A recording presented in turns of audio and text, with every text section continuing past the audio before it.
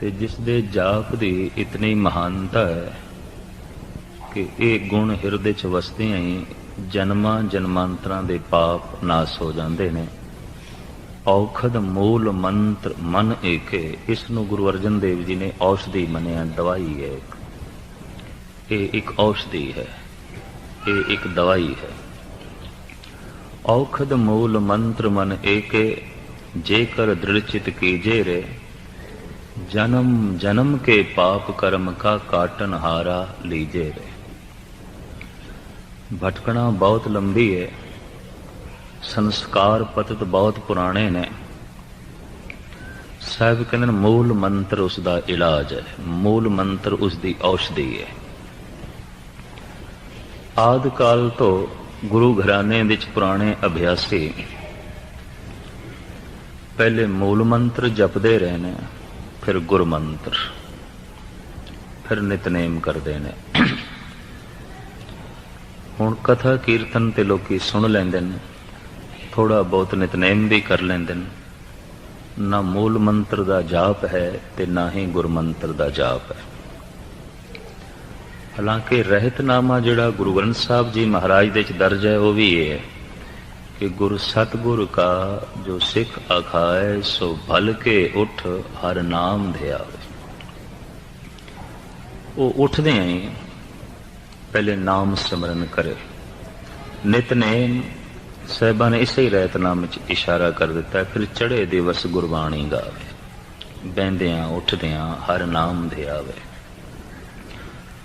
ਬਾਣੀ ਦਾ ਪਾਠ ਨਿਤਨੇਮ ਬਾਅਦ ਵਿੱਚ ਕਰੇ, ਮੂਲ ਮੰਤਰ ਗੁਰ ਮੰਤਰ ਪਹਿਲੇ ਜਪੇ। ਇਹ ਜਾਪ ਹੈ ਨਹੀਂ। ਇਸ ਵਾਸਤੇ ਸਾਡੇ ਵਿੱਚ ਭਾਈ ਗੁਰਦਾਸ ਪੈਦਾ ਹੋਣੇ ਬੰਦ ਹੋ ਗਏ, ਭਾਈ ਮਨੀ ਸਿੰਘ ਜੈਸੀਆਂ ਮਹਾਨ ਮੂਰਤੀਆਂ ਪੈਦਾ ਹੋਣੀਆਂ ਬੰਦ ਹੋ ਗਈਆਂ।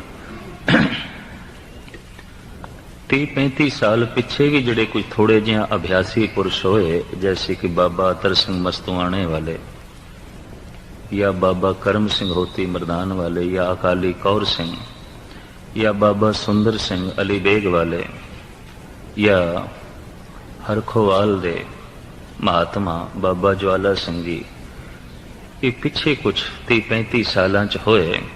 ਹੁਣ ਤੇ ਅੱਖਾਂ ਤਰਸ ਗਈਆਂ। ਉਂਝ ਤੇ ਸੰਤਾਂ ਦੀਆਂ ਡਾਰਾਂ ਨੇ, ਪਰ ਅਭਿਆਸ ਵਾਲੀ ਗੱਲ ਨਹੀਂ ਕੋਈ। ਔਰ ਜ਼ਿੰਦਗੀ ਇਸੇ ਮੂਲ ਮੰਤਰ ਨੇ ਬਦਲਣੀ ਹੈ। ਨਵੀਂ ਜ਼ਿੰਦਗੀ ਨੂੰ ਇਸੇ ਮੂਲ ਮੰਤਰ ਨੇ ਜਨਮ ਦੇਣਾ ਹੈ। ਪੁਰਾਣੇ ਜ਼ਮਾਨੇ 'ਚ ਬ੍ਰਾਹਮਣ ਦਾ ਨਾਂ ਸੀ ਦਵਿਜ, ਦੂਜਾ ਜਨਮ। ਇਹਦਾ ਦੂਜਾ ਜਨਮ ਹੋ ਗਿਆ। ਕਿਸ ਦਾ? ਜੋ ਬ੍ਰਾਹਮਣ ਹੈ, ਜਿੱਦਾਂ ਮਨ ਬ੍ਰਹਮ ਵਰਗਾ ਬਣ ਗਿਆ ਹੈ। ਬ੍ਰਾਹਮਣ ਜੋ ਬ੍ਰਹਮ ਵਰਗਾ ਬਣ ਗਿਆ ਹੈ, ਜਿੱਦਾਂ ਮਨ ਬ੍ਰਹਮ ਦੀ ਤਰ੍ਹਾਂ ਹੈ, ਈਸ਼ਵਰ ਦੀ ਤਰ੍ਹਾਂ। ਗੁਰੂ ਗ੍ਰੰਥ ਸਾਹਿਬ ਜੀ ਮਹਾਰਾਜ ਦੇ ਵਿੱਚ ਵੀ ਬ੍ਰਾਹਮਣ ਦੀ ਤਸ਼ਰੀਹ ਮੌਜੂਦ ਹੈ। ਬ੍ਰਹਮ ਬਿੰਦੇ ਸੇ ਬ੍ਰਾਹਮਣਾ, ਜੋ ਬ੍ਰਹਮ ਦਾ ਚਿੰਤਨ ਕਰਦਾ ਹੈ ਉਹ ਬ੍ਰਾਹਮਣ ਹੈ। या कबीर कहते ने, कहो कबीर जो ब्रह्म विचारे, सो ब्राह्मण कहियत है हमारे। असी तो उन्होंने ब्राह्मण कहते हैं जिहदे कोल ब्रह्म दी विचार है। ते तुसी सिख किहनूं आखोगे? हू बहु यही गल है, सिखी सिखिया गुरु विचार। जे ब्रह्म दी विचार है ते ब्राह्मण है, ते जे गुरु दी विचार है ते सिख है, वरना कोई नहीं। जे ब्रह्म दी विचार कोई नहीं तो ब्राह्मण नहीं, जे गुरु दी विचार नहीं तो सिख नहीं। विचार दे आंदियां की आउंदा है? ब्राह्मण नूं आख्या गया द्विज, इहदा दूजा जन्म हो गया, इहनूं नवीं जिंदगी मिल गई। गुरु दे विचार दे आउंदियां तुसीं यही कुछ नहीं रह जाओगे जो कुछ हो, सवाल ही नहीं पैदा हुंदा। फिर ते विचार कुछ भी ना होए, जे विचार भी आ गए तो असी यही कुछ बने रहे नहीं, फिर असी ये कुछ नहीं हाँ। फिर साहब कहते विचार दे आंदे जन्म गुरु दे घर दे विच आउंदा है। सतगुर के जन्मे गवन मिटाया, फिर जन्म गुरु दे घर हो जाता है। हुण ते असी माँ बाप दे घर जन्म लिया है, गुरु दे घर उदों जन्म होवेगा जद हिरदे च गुरु दी विचार वसेगी, मूल मंत्र दा जाप वसेगा। ਗੁਰਮੰਤਰ ਦਾ ਜਾਪ ਵਸੇਗਾ, ਫਿਰ ਜ਼ਿੰਦਗੀ ਦਾ, ਜਿਸ ਨਵੀਂ ਜ਼ਿੰਦਗੀ ਦਾ ਜਨਮ ਆਉਂਦਾ ਹੈ, ਉਹ ਕਥਨ ਕਹਿਣ ਤੋਂ ਪਰੇ ਹੈ। ਮਾਂ-ਬਾਪ ਦੇ ਘਰ ਜਨਮ ਲੈ ਕੇ ਬੰਦਾ ਜਨਮ ਤੇ ਮਰਨ ਤੋਂ ਬਚ ਨਹੀਂ ਸਕਦਾ, ਚੱਲਦਾ ਹੀ ਰਹੇਗਾ। ਕੋਈ ਮਾਂ ਜਨਮ ਦੇ ਕੇ ਇਹ ਦਾਵਾ ਨਹੀਂ ਕਰ ਸਕਦੀ ਕਿ ਇਸ ਦਾ ਹੁਣ ਹੋਰ ਜਨਮ ਨਹੀਂ ਹੋਵੇਗਾ, ਇਹ ਤੇ ਚੱਲਦਾ ਰਹੇਗਾ। ਇਹ ਤੇ ਜਮ ਜਮ ਮਰੇ, ਮਰੇ ਫਿਰ ਜੰਮੇ, ਬਹੁਤ ਸਜ਼ਾਏ ਪਿਆ ਦੇਸ ਲੰਮੇ। ਨਿਹੰਗ ਸਿੰਘ ਜੋ ਕਹਿੰਦੇ ਨੇ ਕਿ ਗੁਰੂ ਗੋਬਿੰਦ ਸਿੰਘ ਸਾਡੇ ਪਿਤਾ ਨੇ, ਅਸੀਂ ਜੋ ਕਹਿੰਦੇ ਹਾਂ ਗੁਰੂ ਨਾਨਕ ਦੇਵ ਜੀ ਸਾਡੇ ਪਿਤਾ ਨੇ, ਕਲਗੀਧਰ ਸਾਡੇ ਪਿਤਾ ਨੇ, ਦਰਅਸਲ ਉਹ ਸਾਡੇ ਸ਼ਬਦੀ ਪਿਤਾ ਨੇ, ਨਾਦੀ ਪਿਤਾ ਨੇ। ਦੋ ਤਰ੍ਹਾਂ ਦੀ ਸੰਤਾਨ ਮੰਨੀ ਜਾਂਦੀ ਹੈ, ਬਿੰਦੀ ਸੰਤਾਨ, ਨਾਦੀ ਸੰਤਾਨ। ਮਾਂ ਬਾਪ ਦੇ ਰਕਤ ਤੇ ਬਿੰਦ ਤੋਂ ਜੋ ਪੈਦਾ ਹੋਇਆ ਹੈ, ਉਹਨੂੰ ਕਹਿੰਦੇ ਨੇ ਬਿੰਦੀ ਪੁੱਤਰ। ਤੋ ਜੋ ਕਿਸੇ ਦੇ ਵਿਚਾਰਾਂ ਤੋਂ ਜਿਸ ਨੇ ਜਨਮ ਲਿਆ, ਸ਼ਬਦ ਤੋਂ ਜਿਸ ਦਾ ਜਨਮ ਹੋਇਆ, ਉਹਨੂੰ ਕਹਿੰਦੇ ਨਾਦੀ ਸੰਤਾਨ। ਅਸੀਂ ਗੁਰੂ ਦੇ ਨਾਦ ਤੋਂ ਪੈਦਾ ਹੋਏ ਹਾਂ, ਅਸੀਂ ਗੁਰੂ ਦੇ ਸ਼ਬਦ ਤੋਂ ਪੈਦਾ ਹੋਏ ਹਾਂ, ਫਿਰ ਸਿੱਖ ਹਾਂ। ਪਰ ਸਿੱਖ ਉਹ ਜਿਹੜਾ ਸ਼ਬਦ ਤੋਂ ਪੈਦਾ ਹੋਇਆ, ਮੈਂ ਫਿਰ ਅਰਜ਼ ਕਰਦਾ, ਨਹੀਂ ਤੇ ਕੋਈ ਸਿੱਖ ਨਹੀਂ ਹੈ। ਬ੍ਰਾਹਮਣ ਉਹ ਜਿਸ ਦਾ ਮਨ ਬ੍ਰਹਮ ਵਰਗਾ ਬਣ ਗਿਆ ਤੇ ਬ੍ਰਹਮ ਦਾ ਚਿੰਤਨ ਕਰਦਿਆਂ ਕਰਦਿਆਂ ਬ੍ਰਹਮ ਦਾ ਰੂਪ ਹੋ ਗਿਆ। ਅਸੀਂ ਜਦ ਇਸ ਢੰਗ ਨਾਲ ਭੰਡਦੇ ਹਾਂ ਨਾ ਬ੍ਰਾਹਮਣ ਨੂੰ, ਬ੍ਰਾਹਮਣ ਨੇ ਇਹ ਕੀਤਾ, ਬ੍ਰਾਹਮਣ ਨੇ ਇਹ ਕੀਤਾ, ਤੇ ਖਿਮਾ ਕਰਨੀ ਤਥਾ ਕਥਿਤ ਸਿੱਖ, ਜੋ ਸਿੱਖ ਨਹੀਂ, ਜਿਹਦਾ ਵਿਚਾਰ ਤੋਂ ਜਨਮ ਨਹੀਂ ਹੋਇਆ, ਉਹ ਕੀ ਕਰ ਰਿਹਾ? ਸ਼ਰਾਬੀ ਮਹਾ ਉਹ ਹੋਇਆ ਪਿਆ, ਥਾਂ ਥਾਂ ਦੀ ਗੁੰਡਾਗਰਦੀ ਦੇ ਚ ਇਸ ਦਾ ਹੱਥ ਹੈ, ਗੁਰਦੁਆਰਿਆਂ ਦੇ ਗਲਤ ਇਸਤੇਮਾਲ ਦੇ ਵਿੱਚ ਇਹਦੀਆਂ ਰੁਚੀਆਂ ਨੇ। ਤੇ ਫਿਰ ਇਹ ਕੀ ਹੈ? ਇਹਦਾ ਕੋਈ ਗੁਰੂ ਦੇ ਘਰ ਜਨਮ ਹੋਇਆ? ਕੋਈ ਜਨਮ ਨਹੀਂ ਹੋਇਆ, ਐਸਾ ਦਿਖਾਈ ਨਹੀਂ ਦਿੰਦਾ ਪਿਆ। ਉਹ ਬ੍ਰਾਹਮਣ ਬਹੁਤ ਭੇੜਾ ਸੀ, ਜਿਹਦਾ ਬ੍ਰਹਮ ਵਰਗਾ ਮਨ ਤੇ ਨਹੀਂ ਸੀ, ਲੇਕਿਨ ਦਾਵਾ ਕਰਦਾ ਸੀ ਮੈਨੂੰ ਬ੍ਰਾਹਮਣ ਆਖੋ, ਤੇ ਗੁਰੂ ਦੀ ਕੋਈ ਵਿਚਾਰ ਨਹੀਂ, ਗੁਰੂ ਦੇ ਘਰ ਜਨਮ ਨਹੀਂ, ਤੇ ਦਾਵਾ ਕਰੇ ਮੈਂ ਸਿੱਖ ਹਾਂ। ਖਿਮਾ ਕਰਨੀ, ਉਹ ਸਿੱਖ ਵੀ ਭੈੜਾ ਹੀ ਹੋਵੇਗਾ, ਕੋਈ ਬਹੁਤ ਚੰਗਾ ਨਹੀਂ ਹੋ ਸਕਦਾ। ਸਤਿਗੁਰ ਕੇ ਜਨਮੇ ਗਵਨ ਮਿਟਾਇਆ। ਸਤਿਗੁਰ ਦੇ ਘਰ ਜਿਸ ਦਾ ਜਨਮ ਹੋਇਆ ਹੈ, ਸ਼ਬਦ ਤੋਂ ਜਿਸ ਦਾ ਜਨਮ ਹੋਇਆ ਹੈ, ਨਾਦ ਤੋਂ ਜਿਸ ਦਾ ਜਨਮ ਹੋਇਆ ਹੈ, ਵਿਚਾਰ ਤੋਂ ਜਿਸ ਦਾ ਜਨਮ ਹੋਇਆ ਹੈ, ਉਹਨੂੰ ਕਹਿੰਦੇ ਨੇ ਸਿੱਖ। ਤੋ ਮੂਲ ਮੰਤਰ ਦਾ ਜਾਪ, ਗੁਰਮੰਤਰ ਦਾ ਜਾਪ ਇੱਕ ਨਵੀਂ ਜ਼ਿੰਦਗੀ ਦਿੰਦਾ ਹੈ, ਤੇ ਇਹ ਨਵੀਂ ਜ਼ਿੰਦਗੀ ਨਾ ਹੋਣ ਦਾ ਜੋ ਕਾਰਨ ਦਿਖਾਈ ਦਿੱਤਾ ਹੈ, ਜਾਪ ਕੋਈ ਨਹੀਂ ਸਿੱਖ ਜਗਤ ਦੇ ਵਿੱਚ, ਟਾਵਾਂ ਟਾਵਾਂ ਰਹਿ ਗਿਆ, ਤੇ ਟਾਵੀਂ ਟਾਵੀਂ ਜ਼ਿੰਦਗੀ ਰਹਿ ਗਈ ਹੈ। 1000 ਬੂਟਾ ਕੋਈ ਮਾਲੀ ਲਾਵੇ ਬਗੀਚੇ ਦੇ ਵਿੱਚ,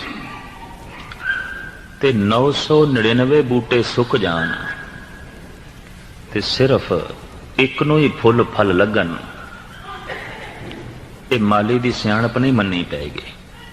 ਉਹ ਜਿਹੜਾ ਇੱਕ ਫੁੱਲ ਫਲ ਗਿਆ, ਸ਼ਾਇਦ ਉਹ ਵੀ ਮਾਲੀ ਦੀ ਨਜ਼ਰਾਂ ਤੋਂ ਬਚ ਕੇ ਹੀ ਫੁੱਲਿਆ ਹੋਣਾ, ਲੱਗਦਾ ਇੰਝ ਹੀ ਹੈ। 999 ਤੇ ਕੁਮਲਾ ਗਏ। ਕੌਮ ਦੇ ਰਹਿਨੁਮਾ, ਕੌਮ ਦੇ ਪ੍ਰਚਾਰਕ, ਧਰਮ ਮੰਦਰਾਂ ਦੇ ਮੁਖੀ ਕਰੀਬਨ ਉਸ ਬਗੀਚੇ ਦੇ ਇਸ ਵਕਤ ਮਾਲੀ ਨੇ, ਜਿਹੜੇ ਬੂਟੇ ਗੁਰੂ ਨਾਨਕ ਗੁਰੂ ਗੋਬਿੰਦ ਸਿੰਘ ਜੀ ਨੇ ਲਾਏ ਨੇ, ਬੜੀ ਮਿਹਨਤ ਨਾਲ ਲਾਏ ਨੇ, ਖੂਨ ਸਿੰਚ ਕੇ ਲਾਏ ਸਨ। ਔਰ ਜਿਹੜੀ ਮਿਹਨਤ ਹੈ, ਇਤਿਹਾਸ ਪੜ੍ਹਨ ਵਾਲੇ ਦੇ ਵੀ ਰੋਂਗਟੇ ਖੜੇ ਹੋ ਜਾਂਦੇ। ਤੇ ਇਹ ਬਗੀਚਾ ਜਿਨ੍ਹਾਂ ਮਾਲੀਆਂ ਦੇ ਹਵਾਲੇ ਕੀਤਾ, ਬਈ ਹੁਣ ਤੁਸੀਂ ਦੇਖ ਰੇਖ ਕਰਨੀ, ਤੇ ਮੈਂ ਅੰਦਾਜ਼ਾ ਲਾਉਂਦਾ ਹੁੰਦਾ 1000 ਬੂਟਿਆਂ ਦੇ ਚੋਂ 999 ਕੁਮਲਾ ਗਏ ਨੇ। ਇਹ ਕੋਈ ਮਾਲੀ ਦੀ ਸਿਆਣਪ ਨਹੀਂ ਹੈ। ਇਹ ਤੇ ਸ਼ਾਇਦ ਜਿਹੜਾ ਇੱਕ ਅੱਧ ਜਿਹੜਾ ਪ੍ਰਫੁੱਲਤ ਹੈ, ਉਹ ਵੀ ਦੀ ਨਜ਼ਰਾਂ ਤੋਂ ਬਚ ਗਿਆ ਸ਼ਾਇਦ। ਇਹ ਵੀ ਸ਼ਾਇਦ ਅਜੋਕੇ ਸੰਤ, ਪ੍ਰਚਾਰਕ ਤੇ ਪ੍ਰਬੰਧਕਾਂ ਦੀ ਦ੍ਰਿਸ਼ਟੀ ਤੋਂ ਸ਼ਾਇਦ ਬਚਿਆ, ਤਾਂ ਹੀ ਕੁਝ ਹਰਾ ਭਰਾ ਹੈ। ਸਾਹਿਬ ਕਹਿੰਦੇ ਨੇ, ਦਾਵਾ ਅਗਨ ਬਹੁਤ ਤ੍ਰਿਣ ਜਾਲੇ, ਕੋਈ ਹਰਿਓ ਬੂਟ ਰਹਿਓਰੀ। ਜਿਸ ਕ੍ਰੋਧ ਤ੍ਰਿਸ਼ਨਾ ਤੇ ਵੈਰ ਵਿਰੋਧ ਦੀ ਅਗ ਨੇ ਸਾਰੇ ਬੂਟੇ ਸਾੜ ਕੇ ਸਵਾਹ ਕਰ ਦਿੱਤੇ ਨੇ, ਕੋਈ ਇੱਕ ਅੱਧ ਹਰਾ ਭਰਾ, ਇੱਕ ਅੱਧ। ਹੁਣ ਹਜ਼ਾਰਾਂ ਦੇ ਇਕੱਠ ਦੇ ਵਿੱਚ ਕੋਈ ਇੱਕ ਅੱਧ ਬੂਟਾ ਹਰਾ ਭਰਾ ਹੋਵੇ, ਉਹਨੂੰ ਫੁੱਲ ਫਲ ਵੀ ਲੱਗੇ ਹੋਣ, ਇਹ ਕੋਈ ਗਿਣਤੀ ਨਹੀਂ ਹੈ। ये कोई बहुत वड्डी गल नहीं है जिसनों कोई महानता दिती जाए तो जिसका कोई जिक्र किया जाए। जिक्र तो उन्होंने करना पेगा जो 999 बूटे कुमला गए ने, मुरझा गए ने, सुक गए ने, सड़ गए ने, न पत्ते न फुल न फल, जड़ां तक सुक गई। खैर मूल मंत्र दी गुरुदेव की प्रेरणा अनुसार मैं थोड़े सामने विचार रखी ते इस विचार का मुख मुद्दा इन्ना ही समझना कि अमृत वेले इसका जाप करना है जिन्ना हो सके, घट तो घट 15-20 मिनट। मूल मंत्र का जाप हिरदे की बनतर इस ढंग की बना देता है कि मन फिर गुरु मंत्र जपण वास्ते राजी हो जाता है। बगौर तुसी मुताला करके देखना, सीधा गुरु मंत्र जपोगे मन जपदा ही नहीं, मन राजी नहीं आता, मन लीन ही नहीं आता। ते जिसने मूल मंत्र जपया है ते जिसने अपने मन नूं गुरु मंत्र जपण वास्ते राजी कर लिया है, वो जब बाणी पढ़ेगा एक एक शब्द ने उन्होंने रस देना, एक एक पंक्ति दे चों उसने आनंद मारना। वो फिर पानी नहीं रिड़केगा, उन्हें फिर दही रिड़कनी है, उन्हें शब्दों के चों आनंद मारना है। आम लोग तो पानी पै रिड़कते होंगे, शब्द एक पासे सुरत एक पासे, पर मूल मंत्र ते गुर मंत्र दे जाप दे नाल जो हिरदे की बनतर बनती है, वो फिर बाणी दे पाठ का स्वाद ही कुछ होर है, वो फिर रस ही कुछ होर है, वो आनंद ही कुछ होर है। इस वास्ते मैं इस मूल मंत्र के विचार नाल होंदी है, जिन्ना साधना नाल होंदी है, उन्ना ही साधना नूं अगर अंदर जाण वास्ते वरतीए तो कहने ने ढेंदी कला का कारण बन जाते हैं। चढ़दी कला ते ढेंदी कला एकाग्रता बख्शणी, जिन्ना जिन्ना साधना का उपयोग करके असी संसार विच तरक्की करते हैं, यही साधन परमात्मा के मार्ग विच ढेंदी कला का कारण बन जाते हैं। संसार विच तरक्की अधर्म नाल भी हो सकती है, झूठ नाल भी हो सकती है, ठगियां नाल भी हो सकती है, कठोरता नाल भी हो सकती है, लेकिन धर्म के मार्ग ते उन्नति इन्हां वसीलियां नाल नहीं होगी, इन्हां साधना दे नाल नहीं होगी। इस वास्ते सच तक पहुंचने वास्ते सब तो पहले बाबे ने धर्म कह दिता है। धर्म लाजमी है, धर्म ही एक साधन है सच तक पहुंचने का। लेकिन संसार विच सफलता बंदा अधर्म नाल भी प्राप्त कर सकता। अधर्मी मनुख भी संसार विच गतिमान हो जाते हैं और संसार विच शिखरता नूं छू लैंदे ने। लेकिन जिन्ना जिन्ना वसीलियां नाल कई दफा संसार विच तरक्की मिलती है, परमार्थ के रस्ते दे चों ढेंदी कला का कारण बन जाते हैं। संसार विच झूठ, फरेब, कठोरता तरक्की का बायस बन सकते हैं, पर धर्म के मार्ग ते नहीं। सच तक पहुंचने वास्ते ये बाधा है। तो धर्म की बहुत मैं लंबी चौड़ी व्याख्या ना करा, क्योंकि कई दिनों तो आप सरवण कर रहे हो। जीवन में कोई विशेष तरतीब देनी और जाप जारी रहना। जाप है पर विधि विधान नहीं तो गल नहीं बनेगी। भोजन की बुरकी मेरे मुंह विच होवे, मैं थल्ले ना करा, भुख नहीं मिटेगी। स्वाद आ जाएगा, भुख नहीं मिटेगी। पानी का घुट सिर्फ मेरे मुंह च होवे, मैं थल्ले ना करा, ਇਹਦੇ नाल प्यास नहीं बुझनी, होंठां की खुश्की दूर हो जाएगी। सतगुरु की बाणी सिर्फ रसना ते है, कुछ भी नहीं होना। सारी जिंदगी कोई पढ़ता रहे और कई पढ़ते रहने, कोई तब्दीली नहीं। जिवें हुण भोजन की बुरकी सिर्फ मेरे मुंह च होवे, मैं मुंह च ही रख लवां, कंठ तो थल्ले ना करा, खून नहीं बनेगा, पेट नहीं भरेगा, भुख नहीं मिटनी। सतगुरु के शब्द सिर्फ रसना ते ने, कुछ भी नहीं होएगा। चार चार ड्यूटियां भी कई देंदे ने अखंड पाठ दी, और कई विचार जो मेरी तरह थोड़ी जिहा अर्थ बोध नूं समझण दी कोशिश करदे ने, सारा सारा दिन भी पढ़ते रहंदे। सतगुर की बाणी अगर सिर्फ रसना ते है, कोई तब्दीली नहीं आती। इते जिन को नदर कर्म होवे हिरदे तिना समाने, भोजन की बुरकी कंठ तो थले जावे, पेट भरेगा भुख मिटेगी। सतगुर की बाणी हिरदे तक पहुंचे ताई कोई रस बनेगा, ताई कोई आनंद बनेगा, वरना नहीं। तो ऐसा दिखाई देता कई ने जबान तक ही रोक के रखी हुई है, अगे नहीं जान देते। इस वास्ते मनुख के अंतस्करण नूं फोल के वेखिए तो शब्द कोई नहीं, गुरबाणी नहीं है, अंदर गई नहीं। जिनको नदर कर्म होवे हिरदे तना समाने, जाप आरंभ है तो सहजे सहजे जाप अगर अंदर जा रहा है तो तब्दीलियां आणगियां ते मनुख पहुंचेगा कर्म खंड पे, जिस दे बारे पातशाह कहते हैं कि लीनता नसीब हो जाती है कर्म खंड की बाणी जोर। ये बनतर बड़ी जोर वाली है, बाणी च जोर आ जाता है। साडे देश के ऋषि मुनिया ने कुछ इस तरीके के चक्र चेन दसे ने कि यह बंदा कर्म खंड तक पहुंच गया। साहिबां दी बाणी दे भी अनेक इस तरह के वाक आंदे, कुछ मैं थोड़े सामने रखे ने और रखने ने। गुजड़ा लद्धम लाल मत्थे ही प्रगट किया। साहब कहने कि गुज्जा रतन सानू लभ पिया और वो प्रगट हो गए। गुजड़ा लद्धम लाल ये ठेठ लैंदी पंजाबी है। भावलपुर मियाँ वाली झंग मगियाणे की जिहड़ी बोली इसनूं लैंदी पंजाबी कहते हैं। तो लैंदी पंजाबी के बहुत सारे शब्द गुरु ग्रंथ साहब जी महाराज दे ने। गुजड़ा लद्धम लाल मत्थे ही प्रगट किया। एक रतन एक लाल लदे है और मस्तक पे प्रगट होया, मत्थे ते ओदी झलक पई है। इस मस्तक के आले दुआले एक आभा मंडल बन जाता, जिन्होंने प्रभा मंडल भी कहते हैं। कई दफा तुसीं महापुरुषों की तस्वीरां देखियां होणगियां, मस्तक के कोलों एक रोशनी दिखाते हैं। इनू संस्कृत में कहते हैं प्रभा मंडल, आभा मंडल। जिस वक्त दसम द्वार खुल जाता है और मनुख कर्म खंड पहुंच जाता है, उसके मस्तक विचों एक प्रभा मंडल प्रगट होता, जिसका जिक्र साहब करते पे ने कि गुजड़ा लद्धम लाल मत्थे ही प्रगट किया। मस्तक तो ही ये लहरां निकलदियां, मस्तक दे विचों ही ये नूर निकलता है। भिरगू ने इसकी पहचान कुछ होर कराई है। भिरगू कहता है कि जिहड़ा कर्म खंड तक पहुंच जाता है, उहदे हथ दे विच या पैरां दे विच पदम बनदा।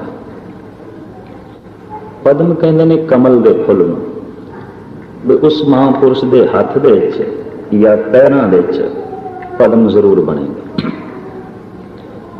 होर बेशतर ऋषि मुनियां दियां लिखित पुस्तकां ते धर्म ग्रंथ वाचन का मौका मिले, उन्होंने अपने अपने ढंग नाल लिखिया है भी कुछ ना कुछ चक्र चेन जरूर प्रगट होंदे ने।